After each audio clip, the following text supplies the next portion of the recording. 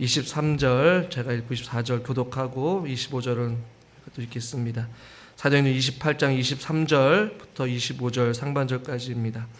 그들이 날짜를 정하고 그가 유숙하는 집에 많이 오니 바울이 아침부터 저녁까지 강론하여 하나님의 나라를 증언하고 모세의 율법과 선지자의 말을 가지고 예수에 대하여 권하더라.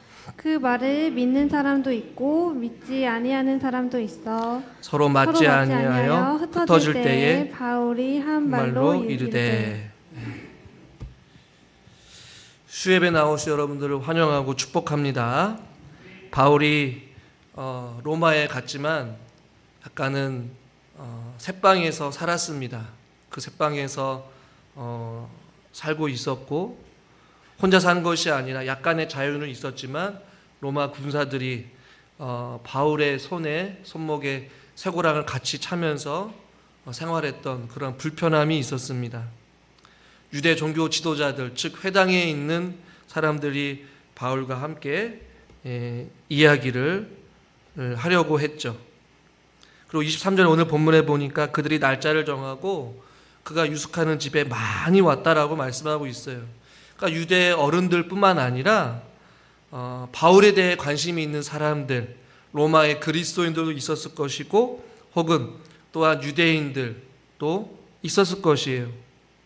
먼 예루살렘으로부터 로마로 왔던 그 바울, 소문을 들었을 수도 있고 못 들었을 수도 있겠지만 독특하고 이상한 가르침을 외치던 바울에 대해 궁금해서 많은 사람들이 아마 온 것 같습니다.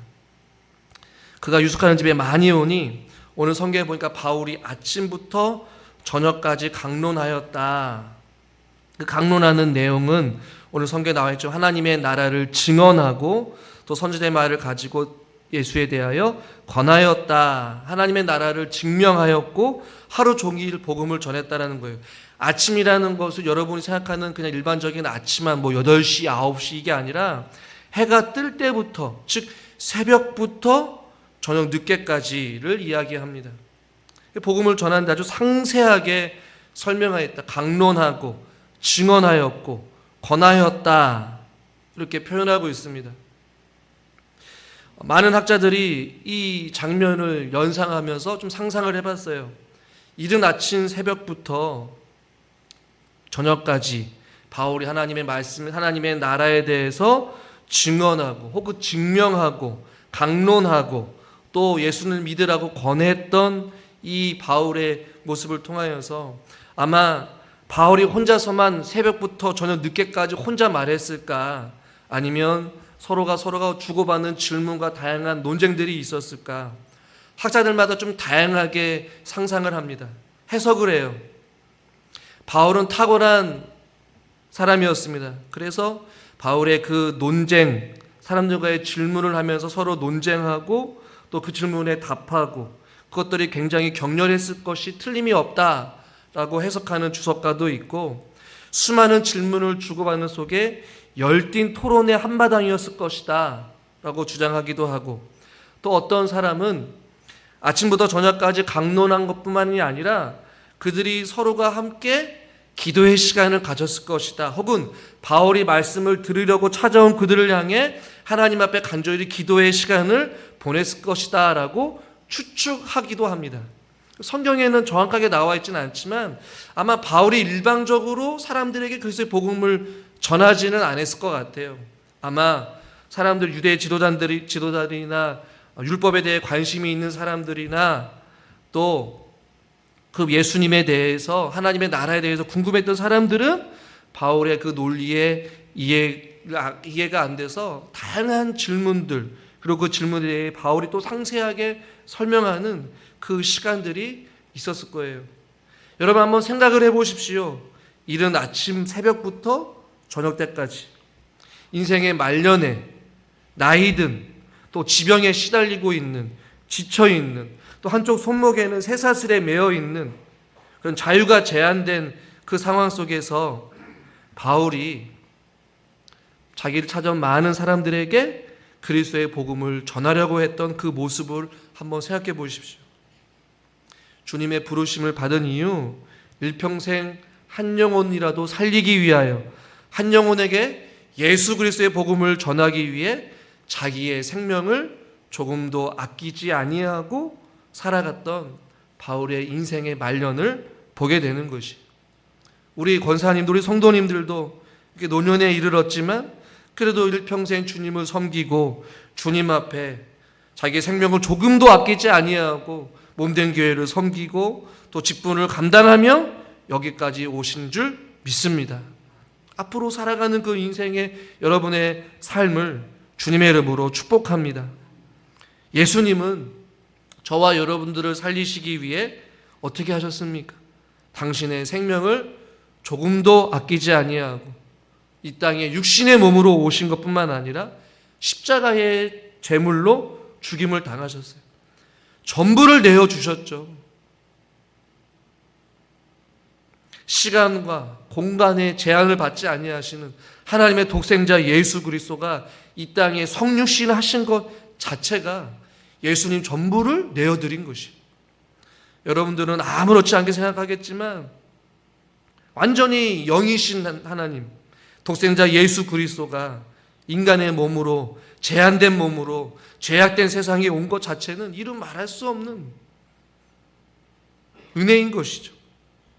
그 성육신뿐만 아니라 십자가의 모든 고통을 다 감당하시면서 우리를 살리셨어요. 자기의 생명을 기꺼이 내어드린 것이죠.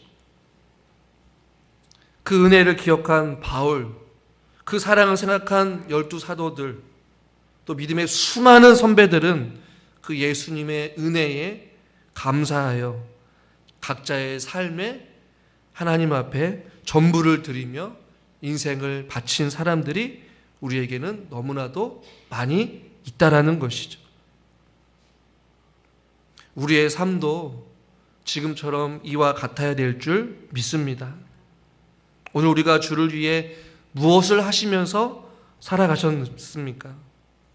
하나님을 찬양하며 하나님을 예배하며 지난주에 말씀했던 것과 같이 하나님의 나라를 구하고 하나님의 의가 이 땅 가운데 이루어지기를 소망하며 각자의 주어진 일상 가운데 하나님 앞에 기쁨이 되어드리며 사신 분도 계시겠지만 또 한편으로는 똑같은 하루 속에 자신의 안위와 자신의 즐거움과 자신의 부를 위해 열심히 살았던 사람도 있을 거예요. 그것이 잘못된 것은 아니지만 하나님을 찬양하며 무엇을 먹든지 마시든지 주님의 영광을 위해 자기의 삶을 기꺼이 내어드리며 만나는 모든 이들에게 주의 사랑을 나누고 복음을 전하며 하나님을 찬양하며 매 순간순간마다 하나님 앞에 예배하는 마음으로, 하나님 앞에 기도하는 마음으로, 하나님을 찬양하는 마음으로 하루를 사는 사람과 오로지 자기 자신만을 위하여서 자기의 안위와 즐거움과 자기의 부의 축적을 위해 살아갔던 삶의 하루는 똑같지 않다라는 것이죠. 하늘과 땅 차이라는 것이에요. 바울의 그 인생의 노년에도 어김없이 그는 아침부터 저녁까지 강론하며 권하며 수많은 질문의 공격 속에서도 흔들리지 아니하고 견고하게 그가 보고 듣고 경험하고 깨달았던 모든 총지식을 다 동원하여서 하나님의 말씀을 최선을 다하여서 전했다라는 것이죠. 우리의 일상을 제쳐두고 무조건 복음을 전하라는 것이 아니라 각자 주어진 상황은 다르지만 그 상황 속에서 우리가 어떠한 마음을 가지고 살아가고 어떠한 모습으로 어떠한 목적을 가지고 살아가느냐, 이것이 우리에게 참으로 중요하다라는 것이. 아침부터 저녁까지 하루 온종일 바울은 그렇게 계속해서 만나는 이들에게, 자기를 찾아온 이들에게 복음을 전했다라는 것이죠.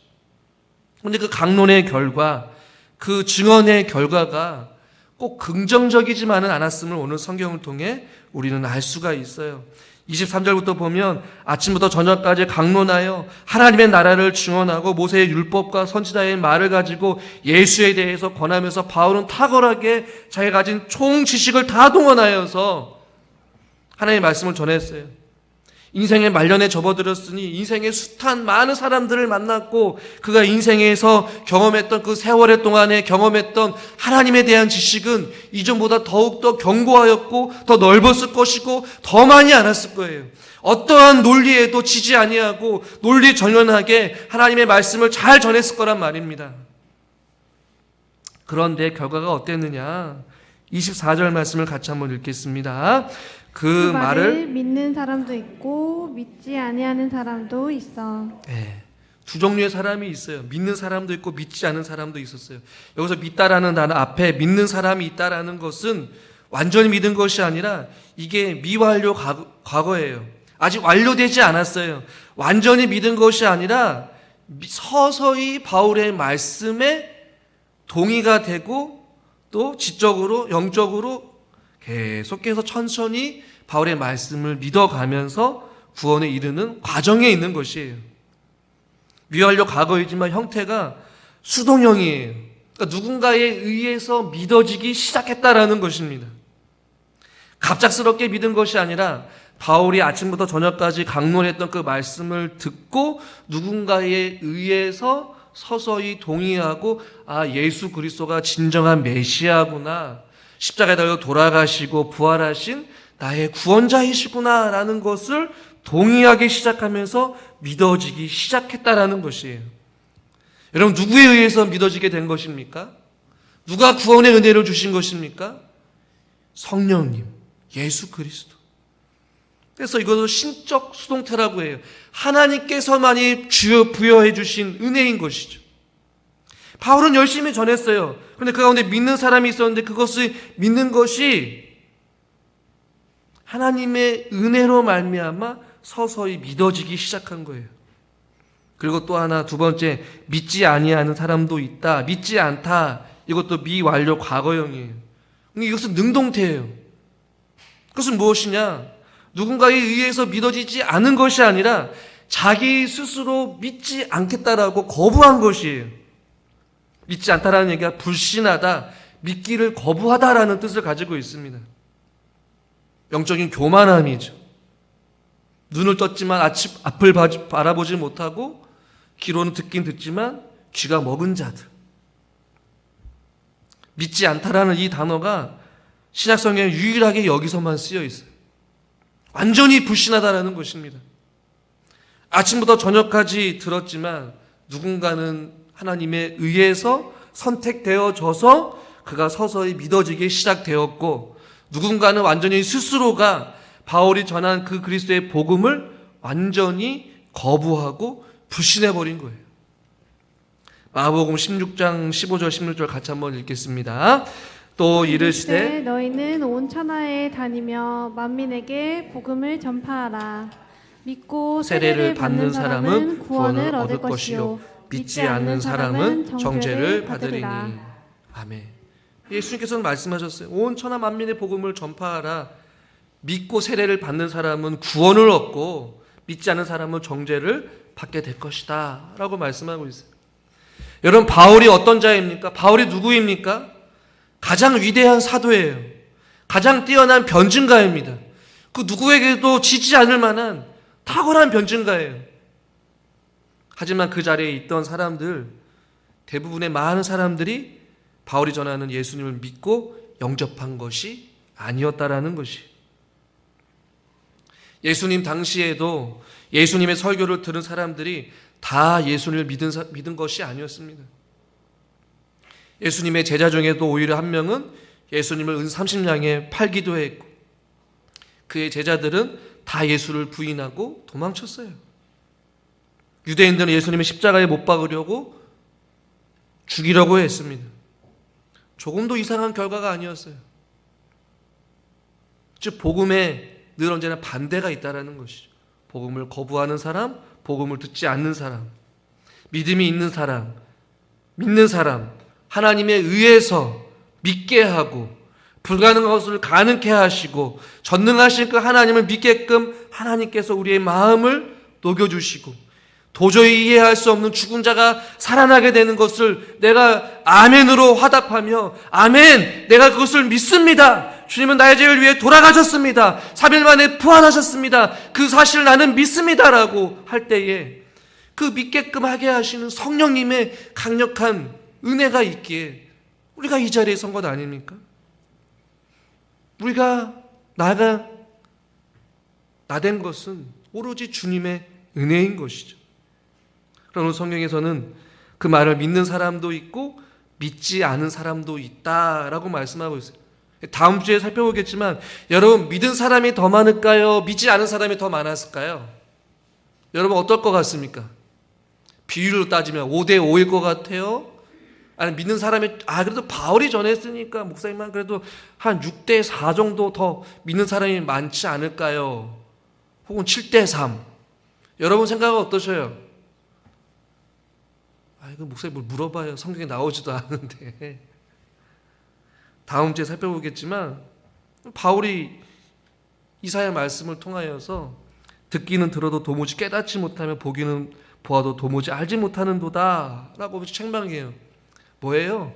바울의 말씀을 아침부터 저녁까지 들었지만 믿는 사람보다 믿지 않고 불신하고 거부하고 예수님을 메시아로 인정하지 않는, 예수님을 구주로 영접하지 않는 자들이 더 훨씬 월등하게 많았다라는 것이 참 이상하죠? 성경에서 늘 언제나 예수님을 온전히 믿는 사람과 하나님을 믿지 않는 자들의 비율을 보면 이상하게도 믿지 않는 사람들이 더 많았어요. 지금도 말세에 우리가 살고 있지만 하나님을 온전히 믿을 수 있는 믿음을 달라고 우리 함께 기도할 수 있기를 주님의 이름으로 축원합니다. 믿음의 믿음을 달라고 간구해야 되는 것이. 목회자는 뭐 안전할 거 아니에요. 저도 믿음 없을 때 많이 있습니다. 염려할 때도 많고 두려워할 때도 많고 근심할 때도 많고, 목사도 믿음이 떨어질 때가 있구나, 믿음이 없을 때가 있구나. 마지막 시대를 살아가면서 우리가 어떠한 상황 속에서도 흔들리지 아니하고 의심하지 아니하고 염려하지 않도록 주여 우리에게 믿음의 믿음을 더하여 주시옵소서. 돈 앞에서 흔들리지 않게 해주시고, 또한 질병 앞에서 흔들리지 않게 해주시고, 상황 속에서 흔들리지 않게 해주시고, 믿지 않은 가족 구성원들 때문에 신앙 흔들리지 않게 해주시옵소서. 얼마나 많이 흔들리는지 몰라요.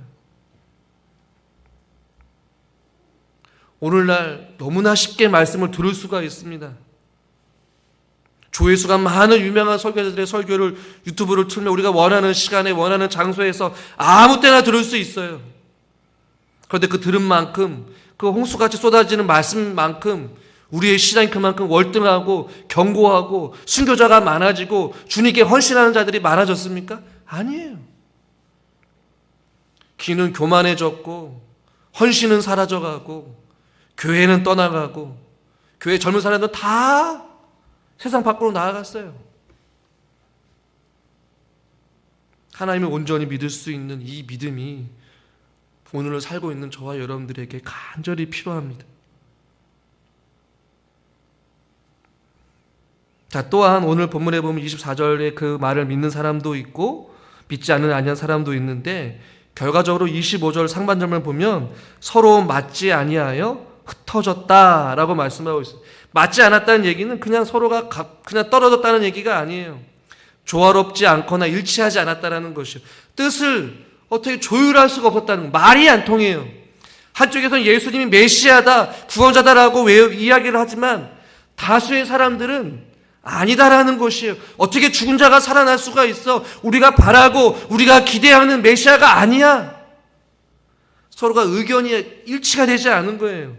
완전히 갈라선 거예요. 그리고 흩어졌다. 여기서 말하는 것은 각자 집으로 향해 갔다라는 의미만 있는 것이 아니라, 여기서 흩어졌다는 얘기는 떠나다, 보내다라는 의미를 가지고 있는데, 이것은 부부가 이혼하여 결별하다라는 의미를 가지고 있어요. 완전히 돌아선 거예요. 바울의 말씀을 듣기 위해서 한자리에 모였습니다. 그런데 그 말씀을 듣고 나서 완전히 돌아선 거예요. 일치되지 않는 거, 조화되지 않는 거, 하나 되지 않는 것이. 바울이 전한 복음을 믿지 않은 사람과 믿는 사람들 사이에 일치가 깨지고 구별이 된 것이.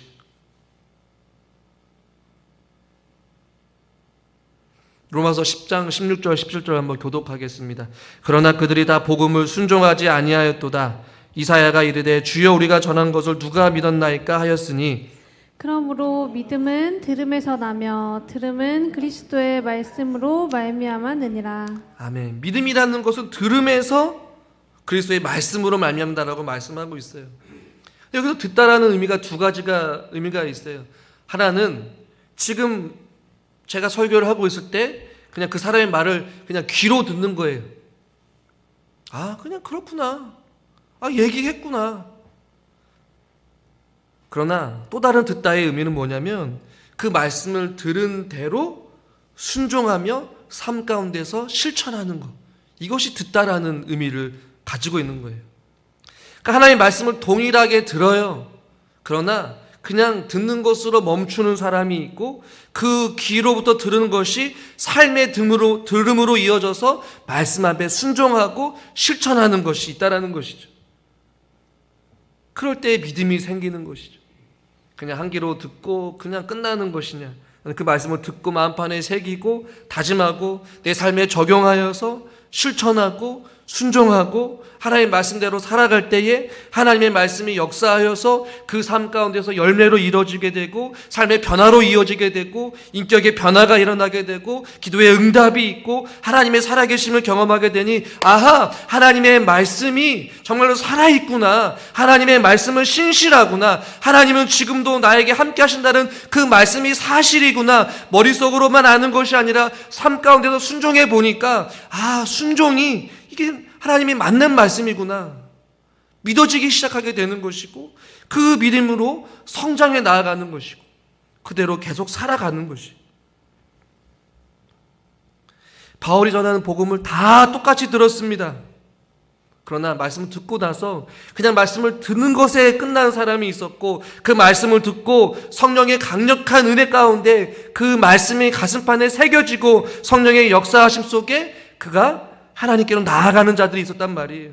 누군가는 하나님의 말씀을 듣고 자기를 부인하고 십자가를 지며 주님을 따르겠다라고 삶으로 실천하는 사람이 있다면 어떤 사람은 말씀을 듣는 것으로 끝나고 자신이 여전히 주인으로서 살아가는 자들이 있다라는 것이에요. 여전히 자기 방식대로, 자기 생각대로, 자기의 이성대로, 자기 마음대로 살아가는 자들이 있다는 것이죠. 그것이 구별된다라고 말씀하고 있어요. 마지막 주님 앞에 섰을 때 우리는 주님 앞에 질문을 받을 거예요. 너가 그렇게 많이 설교를 듣고 예배를 많이 드렸는데 구별될 것입니다. 양과 염소, 알곡과 쭉정이, 빛과 어둠, 순종과 불순종, 충성과 겸손과 온유냐 아니면 교만함이냐, 자기 기만이냐, 자기 욕심에 살아가느냐. 서로 맞지 않아요. 흩어질 때 완전히 구별되어지는, 갈라서게 되는 확연한 구분이 일어나게 되는 것이죠. 지금은 몰라요. 다 듣고 있으니까. 다 예배를 드리고 있으니까. 그러나 저와 여러분 주님 앞에 섰을 때 주님, 내가 부족하지만, 내가 연약하지만 그래도 말씀대로 몸부림치고 살려고 내 의지를 꺾고 끊임없이 솟아오르는 내 교만함을 꺾고 하나님 말씀 앞에 겸손하려고 자기를 부인하려고 했지만 넘어질 때도 있었고 교만할 때도 있었지만 여전히 나는 주님을 붙잡고 믿음으로 인내하며 살아왔습니다.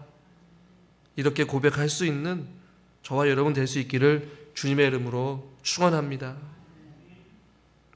이 어지러운 세상, 우리가 무슨 수로 하나님의 말씀을 매일 순종하며 구별된 삶을 살아갈 수 있을까요?